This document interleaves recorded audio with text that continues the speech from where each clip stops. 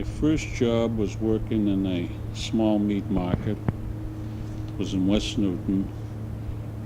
Worked there about 2 years, and it was helping inside the store.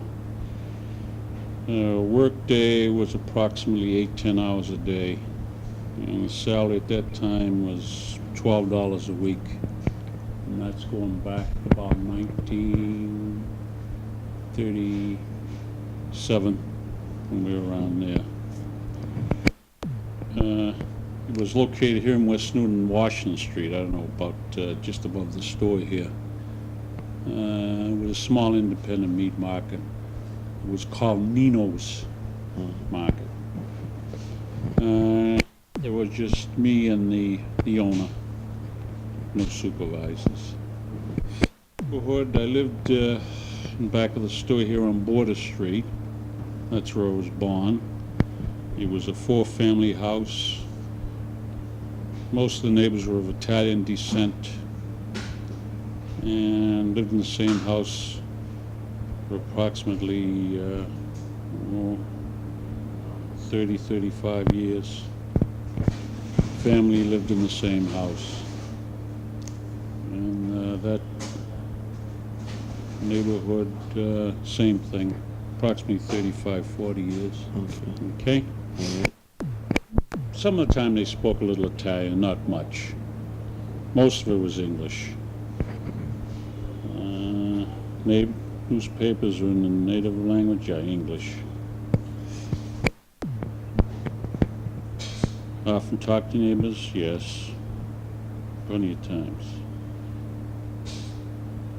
Can you remember a time a neighbor helped you in some way? Well, everybody was helpful. It was a very close, in those days, everybody was very close. Oh, yes, we would get mad every once in a while, but it was normal. Played in the street, played with the rest of the neighbors, and everybody got along very well at those times. Church, we attended St. Bernard's, which is also here in West Newton, Catholic church.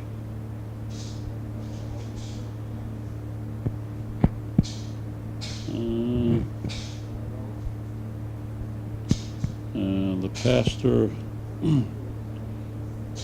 very close with the church.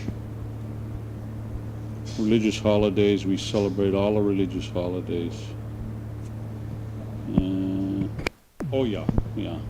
It was, everybody was home for the holidays. Food, of course, most food was Italian food. You know, my mother cooked mostly Italian. Clothing style was American style. Streetcars, they were, I don't remember the streetcars. I think that was before my time. Lived in the same house all my life until I got married, until I went in the service. I was right back in Border Street. So where did I live? And the house was a 4-family house, and there were 3 other apartments in it. Most of the people in the neighborhood owned their own house. Any other ethnic group? There were a few Irish families on the street. And we would talk with each other. As I say, we were very close. Coffee over a meal, on a Sunday morning or Sunday afternoon, the men would get together. As I remember as a youngster, as I say, most of them were Italians, and on Sundays was a big day. And they played an Italian game of bocce. I don't know if you're familiar with it. Well, they used to play that right in the street. This is on Barton Street? On Border Street. On Border Street. Yeah.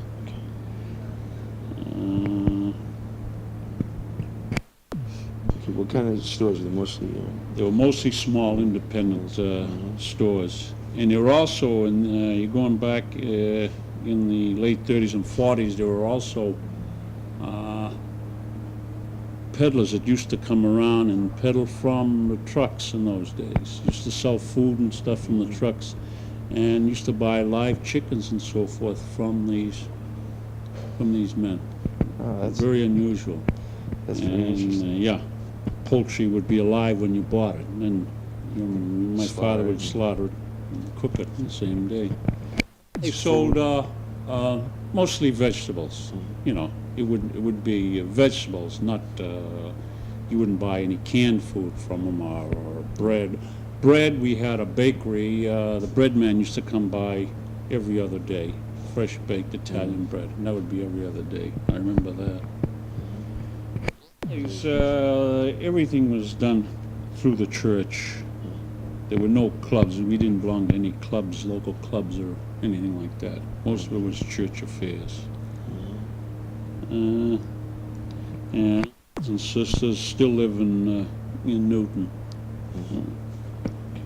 And as I say, I lived in the same house all my life, so I never had to move.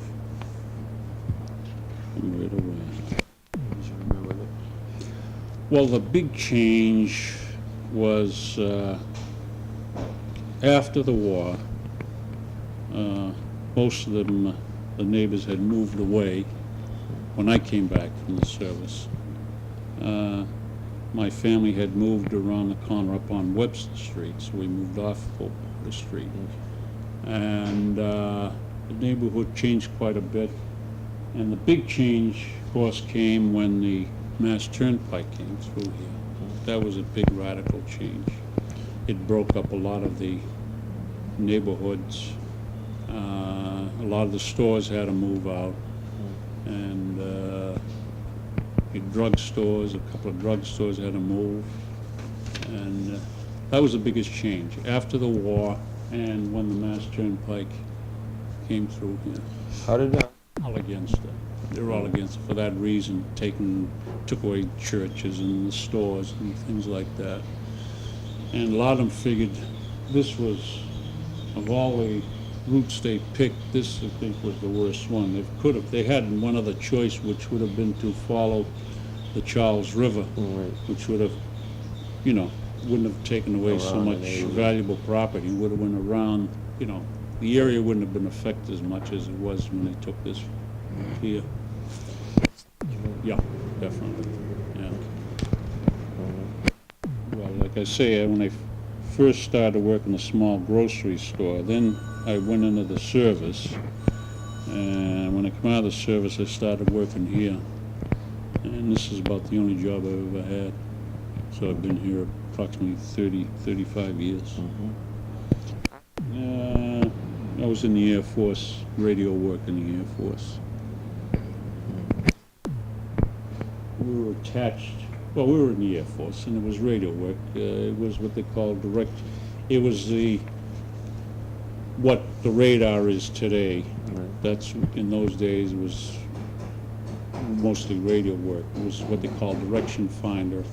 They used the radio signal to find their way back. When they went out on a flight on a mission, they used the signal from, we worked in trucks, and you'd send out a signal, and that's how they beamed in. In service with you? Oh, sure. All, everybody my age was in there. Yeah.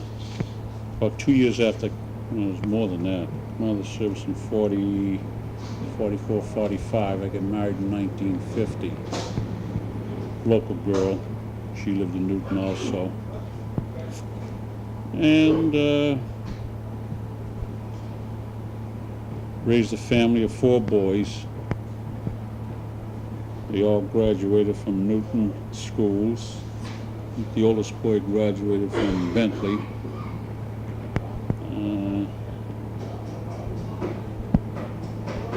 None of them are married yet. I got one that's in the service now. He's stationed down in Texas. He may be getting married. With a local girl down in Texas, so he may be getting married. I would say that maybe 75% of the people who lived in the neighborhood are still residents of Newton. And they're still somewhat closer? We still see each other, yeah. Okay. Yeah. You think that has anything to do with Oh, I think, as I say, we were very close when we were growing up. Of course, most of my friends were of Italian descent, and that may have, been another reason. We all went to the same church. That might have helped. Most of us were Catholics who lived in the street. Although I had a few friends down there that were Irish, and we had a black family. As a matter of fact, it was a mixed family, which was unusual in those days. The husband was black and the wife was white. And that family, they still live in Newton, and the children are still living in Newton. No. There was no racial problems. No racial problems at all. In those days, we had what was called the village, which was in back of the St. Bernard's Church up here, and that were all black families living in there. They lived in that one area, and they were all together, but there was no friction, no problems as far as going to school and everything. I went to the parochial school up here for 8 years, and they went to public schools, but it was mixed, blacks, Italians, Irish. That's good. We played the usual kid games in those days, hitting the ball with a stick and playing in the street, and kick the can and duck the rock, and those old games, Relievo, Billy Buck, at night we play those games. Yeah, kick the can, duck the rock, they don't know what you're talking about. But, hey, listen, that's what television, that took over. Yeah. And mostly TV, I watch the baseball games, the hockey game. I'm a sports bug. I like to watch any of the sports. I think it's changed. It's made a big change, mostly in the children today, the kids today. I don't think they read as much because of the television. I used to do an awful lot of reading, but my boys, they didn't do any reading. Just get a book and read, at night. They turn on the TV set. This store here it's still the basic hardware store that it's always been. It hasn't really changed to your big discount operations that you have today. A lot of the discount operations, the merchandise is pegged and hung on the wall, and the customer comes in and he digs around. We more or less are familiar with the customers that come in here, and it's more of a personalized business than it's been that way all the time. The owner now is the son of the original owner. So it's Opened up here in 1938. yeah. It isn't a tedious job when you're doing the same thing, It is monotonous.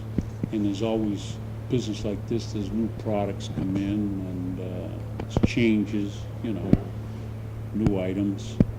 And especially on Saturdays in here, because Saturday's a big day with us.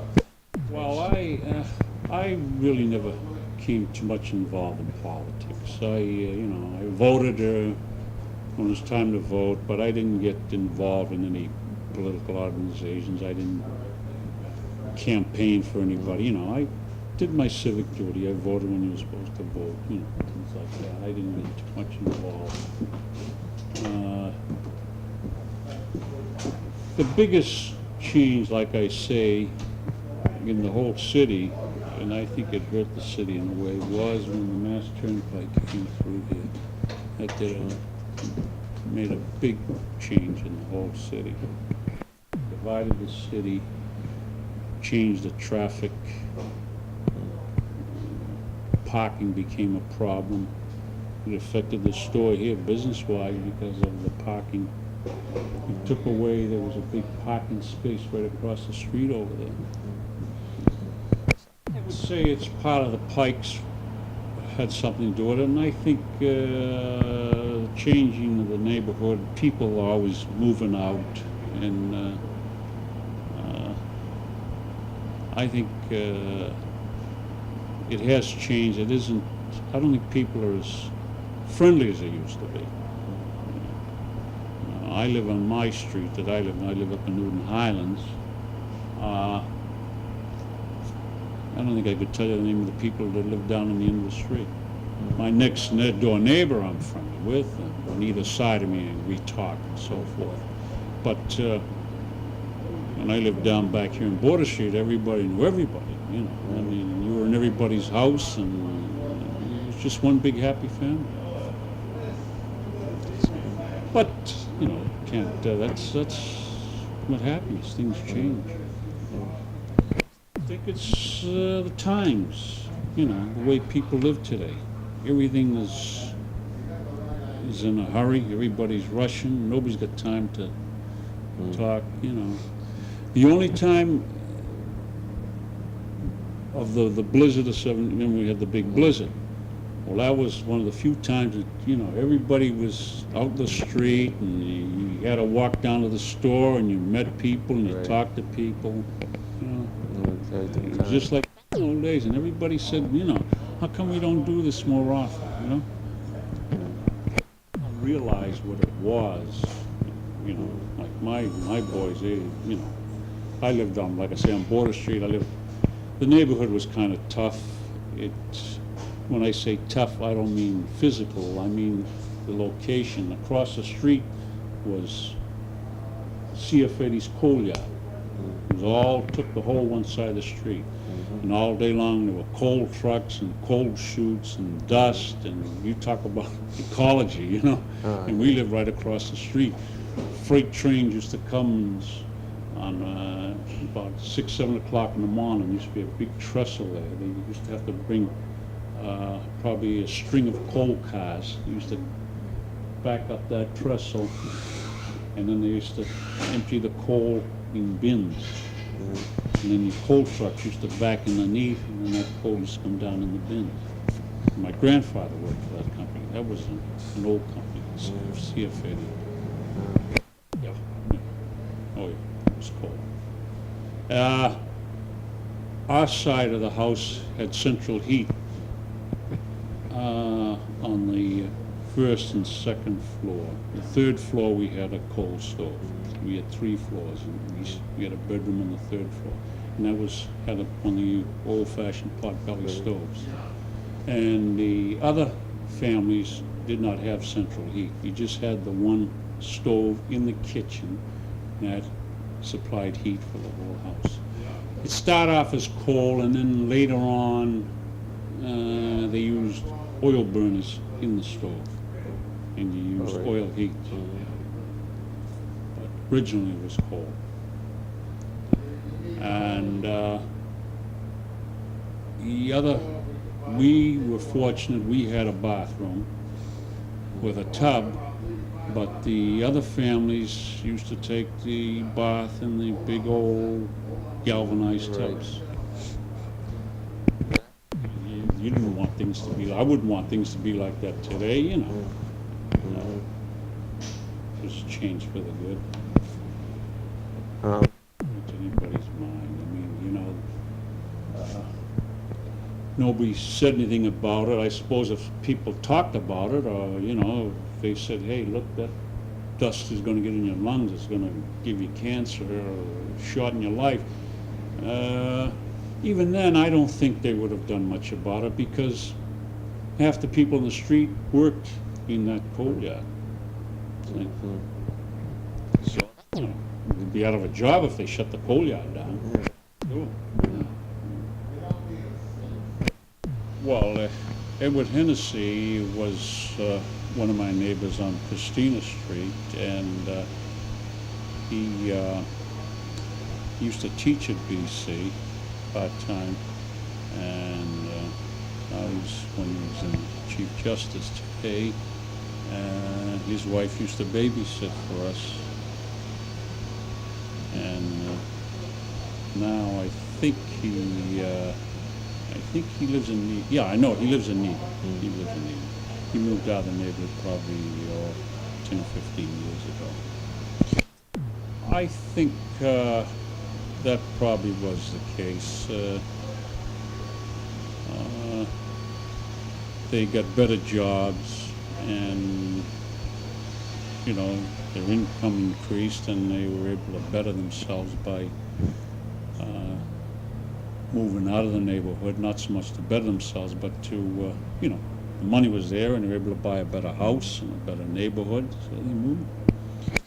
Jobs that were outside the neighborhood, because locally there wasn't too much, you know, in Newton outside of maybe working on a store or something like that. Business-wise, well, you have to get out on 128 or someplace like that. You know.